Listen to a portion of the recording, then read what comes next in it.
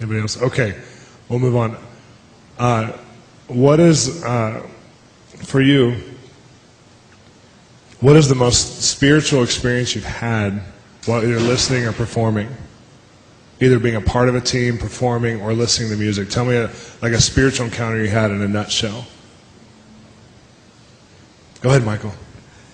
Undoubtedly.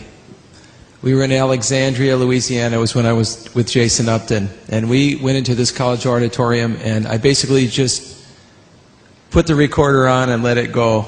And we were doing sound check, and I looked up to the ceiling, and I started seeing this fog coming through, and I figured it was just like the condenser in the air conditioner in the coil or something. This fog starts coming in the room, and I started feeling a whole lot of God all of a sudden. I really didn't put two and two together. I'm a little slow on the uptake sometime, and so I asked the janitor, I said, hey, what's that stuff coming out of the ceiling up there? And he looked up there and he said, I don't know, there's no pipes up there.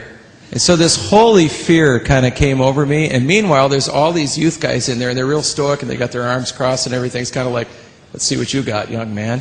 One of those things.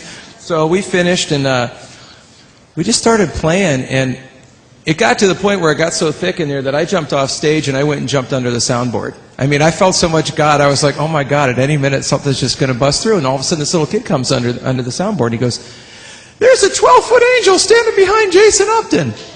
And you know what? I know I wasn't singing because I wasn't up there. William wasn't singing. Jason's singing, but there's 2- and 3-part harmonies going on in the room. And I'm going, what in the world? And I'm looking on the hard drive recorder, and it's recording it.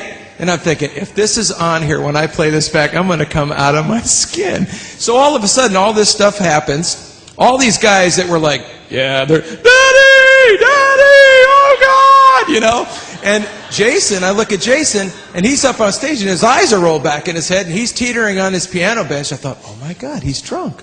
I thought that was something that he did all the time. And he starts saying, da, da, da. I thought he's completely lost it. So all this stuff's going on, right? And it's happening in real time, so you're not even catching all of what's happening. And then after the meeting, I went up to, because we were rooming together, I went up to get Jason off the stage. He was completely plastered. But he'd never been drunk in the spirit before, so he said, I'm feeling all tingly. My arms and, Michael, my legs. And make a long story short, he fell asleep in the dorm exactly like a drunk guy would. He just lay down on the bed with all his clothes on in his bag, and he was gone.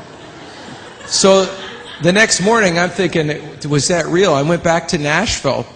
And I'm in there with this engineer friend. I was producing the project, and sitting on there, we're going through all the material. We get to the song Fly. And all of a sudden, I said, well, any minute now, if that was really an angel, and all of a sudden, there's this perfect voice that comes flying. I went, whoa! And I said, we got to find that. And the engineer goes, oh, that's just a psychoacoustic anomaly. That's probably a tom-tom ring or something.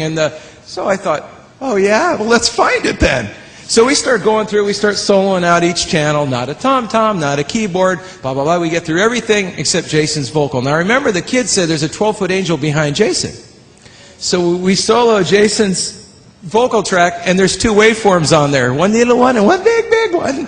And you can see it, and not only that, but you can hear it, and the guy goes, well, that sounds like something standing like 12 foot behind Jason. I said, I told you it was an angel. And so literally on that, when that part hits, it doesn't matter. I mean, you get hammered every time. So here's where it got really crazy. So all of a sudden we start getting emails from Heidi Baker's group up there. Unbeknownst to us, when Jason's going, it's Malawi for come to the table. So we think he's just this drunken guy in a stupor, and he's actually, so they play it when the orphans are out to play, to call him to lunch, they play, and all the little kids come running in.